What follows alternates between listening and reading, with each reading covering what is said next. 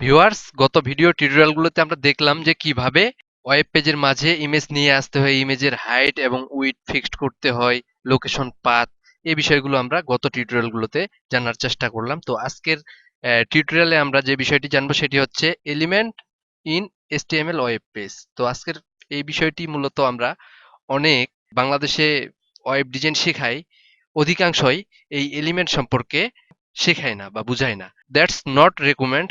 This is most important part in HTML web page. আমাদেরকে এটি জানতে হবে, কারণ আমাদের ওয়েব পেজের মাঝে আমরা এই এলিমেন্ট সম্পর্কে না জানলে আমরা পরবর্তীতে অনেক বড় সমস্যায় পড়তে পারি। এটি আমাদের মাঝে ল্যাকেন্সি থেকেই যাবে। তো সেই জন্য আমরা মূলত এলিমেন্ট সম্পর্কে জানবো। এলিমেন্ট মূলত দুই প্রকার হয়ে থাকে। একটি হচ্ছে যে ব্লক লেভেল এলিমেন্ট, আর আরেকটি হচ্ছে ইনলাইন এলিমেন্ট। তো ব্লক লেভেল এলিমেন্ট এবং ইনলাইন এলিমেন্ট বোঝার জন্য আমরা যদি শুরুতেই একটা কাজ করি, যে আসলে আমরা এর আগে দেখেছি যে প্যারাগ্রাফ নিয়ে আসা যায়। This is our paragraph. তো আমরা এই প্যারাগ্রাফটা নিলাম, নেওয়ার পরে যদি আমরা এটাকে কন্ট্রোল ডি দিয়ে ডুপ্লিকেট করি, কন্ট্রোল ডি চেপে, তো আমরা মূলত এখানে 4টা প্যারাগ্রাফ নিলাম। এখন যদি আমরা এটাকে সেভ করি, সেভ করে যদি আমরা আমাদের এই পেজটি লোড করি, তাহলে দেখুন আমাদের সেই প্যারাগ্রাফ এর যে 4টা লাইন নিয়েছিলাম, আমরা 4টা প্যারাগ্রাফ নিয়েছিলাম, সেই প্যারাগ্রাফগুলো কিন্তু আমাদের শো হয়েছে। আমরা এখন একটি কাজ করব। আমরা যে এর আগে ইমেজের ব্যবহার দেখেছিলাম, তো আমরা সেই ইমেজের ব্যবহার আবারও করব। তো আমরা সেটি করার জন্য দেখুন, আমরা গত টিউটোরিয়ালে যে ইমেজ নিয়েছিলাম, ইমেজের হাইট উইডথ দিয়েছিলাম, সেই ট্যাগটাই আমরা এখানে আবার বসিয়ে দিলাম। তো আমরা যেটি আপনাদেরকে বুঝাতে চাই সেটি হচ্ছে যে আমরা সেভ করে, তো দেখুন আমাদের সেই ইমেজ দুটো কিন্তু এসেছে। তো আমরা একটা বিষয় আপনাদেরকে বলি, আমরা কিন্তু প্যারাগ্রাফে এখানে 4টি লাইন নিয়েছি। তো 4টি লাইনের যে 4টা প্যারাগ্রাফ পি ট্যাগ দিয়ে আমরা নিয়েছি 4টা আলাদা আলাদা ভাবে। তো এটা কিন্তু নিচে নিচে এসেছে। তো নিচে নিচে এসেছে দেখে আমরা যদি এখন আবার এই যে দুটা ইমেজ ট্যাগ নিয়েছি, আমরা কিন্তু প্যারাগ্রাফ নিয়েছি 4টা, ইমেজ ট্যাগ নিয়েছি 2টা, এখানেও আলাদা ইমেজ ট্যাগ। তো প্যারাগ্রাফ গুলো উপরে একটার পরে একটা লাইন বাই লাইন আসলো, আর ইমেজগুলো মূলত 2টা আলাদা ট্যাগে ব্যবহার করা সত্ত্বেও কাছাকাছি আসলো। এইটার কাজ কি? তো আমাদের ওয়েব ব্রাউজার, সেটি মজিলা ফায়ারফক্স হোক আর গুগল ক্রমেই হোক, যেটিই হোক না কেন, আমাদের এই ব্রাউজারের একটি চমৎকার ফিচার রয়েছে। তো সেটি হচ্ছে যে ইনস্পেক্ট এলিমেন্ট।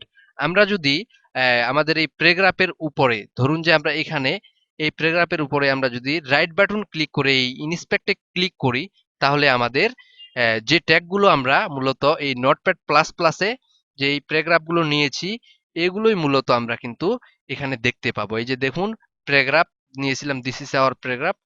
একটু বড় করি তাহলে আপনারা বুঝতে পারবেন।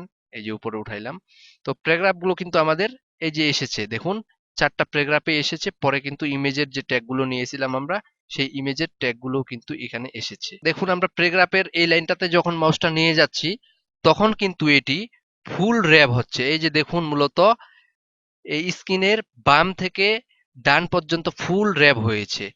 আবার যদি আমরা সেটি বোঝার জন্য নিচেরটাতে যাই, তাহলে দেখুন আমাদের কিন্তু নিচেরটাও কিন্তু ফুল র্যাব হয়েছে। এখন যদি আমরা এই ইমেজের উপরে মূলত আমাদের মাউসের কার্সর নিয়ে যাই, তাহলে দেখুন এটি কিন্তু মূলত আমরা যে দিয়েছিলাম উইড হাইট, সেটি কিন্তু এখানে পেয়েছে। বাট প্যারাগ্রাফটা সেভাবে পাচ্ছে না, কারণ প্যারাগ্রাফটা যে যতটুকু হাইট উইড, এটির 1333 পিক্সেল হচ্ছে উইড, হাইট হচ্ছে 18 পিক্সেল। এটি কিন্তু ফুল লাইন পেয়েছে। এটির কারণ হচ্ছে যে প্যারাগ্রাফ হচ্ছে ব্লক লেভেল এলিমেন্ট, এই জন্য এটি কিন্তু সম্পূর্ণ ডিসপ্লেটাই আমাদের ব্লক করেছে। এটি কিন্তু সম্পূর্ণটাই ব্লক করেছে, এই জন্য এটিকে আমরা ব্লক লেভেল এলিমেন্ট, এই জন্য এটা নিচে নিচে এসেছে। আর ইমেজ হচ্ছে ইনলাইন এলিমেন্ট, যার জন্য এটা কিন্তু আমাদের পাশাপাশি এসেছে। তো দেখুন, আমরা যদি ইমেজের উপর ক্লিক করতেছি, তাহলে 250/300।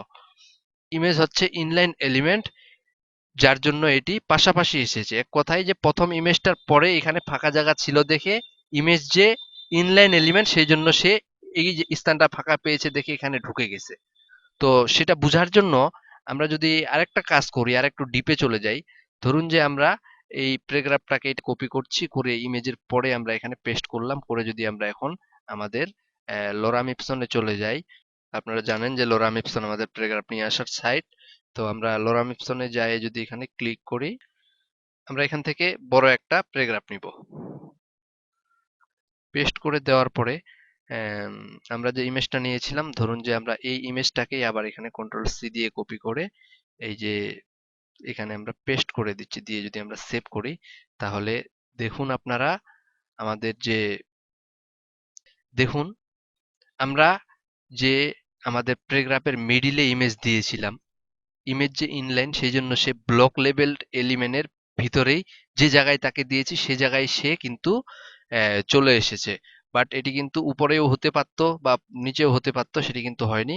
এটি ইনলাইন এলিমেন্ট দেখে এটি কিন্তু প্যারাগ্রাফের যে ফ্লো রয়েছে, এক কথায় প্যারাগ্রাফের যে লাইন রয়েছে সোজা ডিসপ্লে বরাবর, সে কিন্তু ফ্লোর মাঝেই ঢুকে গেছে। সে কিন্তু যে স্থানে আমরা দিয়েছিলাম মূলত সেই স্থানেই সে কিন্তু জায়গা করে নিয়েছে। তো ইমেজ ইনলাইন এলিমেন্ট দেখেই কিন্তু সে ঢুকে গেছে। তো আমরা যদি আরেকটা কাজ করি, যে মূলত এখানে যদি আমরা আবার আমরা একটা প্যারাগ্রাফ নিই, ধরুন যে আমরা এখানে প্যারাগ্রাফ নিচ্ছি, দিস ইজ মাই প্যারাগ্রাফ লিখে রিফ্রেশ করি, তাহলে দেখুন আমরা যে আলাদা প্যারাগ্রাফের লাইনটি নিলাম সেটি কিন্তু আমাদের আলাদা একটি নিচে লাইনে চলে এসেছে। এটি কিন্তু এখানেও হতে পারতো। ওই জন্য প্যারাগ্রাফ হচ্ছে ব্লক লেভেল এলিমেন্ট, সেই জন্য সে আলাদা লাইন নিয়েছে। ইমেজ হচ্ছে ইনলাইন এলিমেন্ট, সেজন্য সে কিন্তু প্যারাগ্রাফের মাঝেই ঢুকে গেছে। তো আশা করি আপনারা সেই ব্লক লেভেল এবং ইনলাইন এলিমেন্ট সম্পর্কে বুঝতে পেরেছেন। তো আমরা পরবর্তীতে এই ব্লক লেভেল এলিমেন্ট এবং ইনলাইন এলিমেন্ট সম্পর্কে আরো বিস্তারিত জানার চেষ্টা করব।